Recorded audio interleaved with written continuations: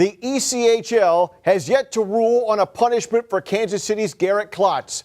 Kalamazoo's Ben Wilson, if you recall, got 20 games for what he did to Simone Denis.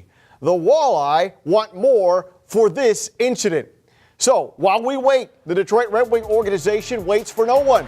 Friend of the program, Toledo Blades Mark Monroe, reporting that Dylan Sadoway, who scored the game winner and only goal last night, has been called up to Grand Rapids. Usually Mondays, as you know, mean the voice of the Walleye, Matt Melzak, is here. But he caught the bus to Brampton with the team today. However, before he left, he did take time to give us the Walleye wrap. Hey, thanks, Eric. Wish I could join you today. We'll do it later in the week. Looking forward to it. But Toledo, what a great weekend here at the Huntington Center. Two very physical games. Friday night, a 2-1 game went down to the wire. A great play by Toledo to take the lead late. They win the game after trailing 1-0 to Kansas City. They came back, got the victory on Friday night.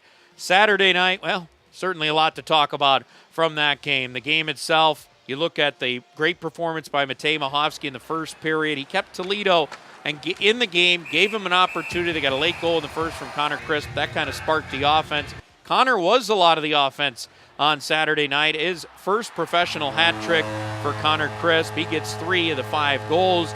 Toledo, after his fourth goal, the fourth goal of the game for Toledo, and his third of the night, things kind of went a little haywire there. Garrett Klotz went a little crazy, jumping on A.J. Jenks with the multiple cross checks. We've talked about the video all the rest of the weekend. I'm sure you've been talking about it as well.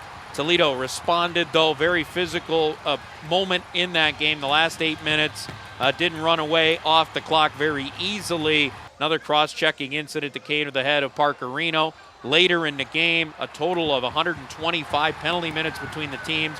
We have not seen that in a long time with the Toledo Walleye involved in a game like that over the years. But a good finish for Toledo as they come away with a 5-0 victory. Matej Mahovsky, big story as well. Not only did he hold Kansas City scoreless on 22 shots, they didn't have a shot once Pat Nagel went into the game, but he also had that fight with Mason McDonald, did very well in that for the young 24-year-old netminder. And wrapping things up on Sunday, great performance for Pat Nagel. He has 29 saves, coming away with a shutout, 1-0, the final score here.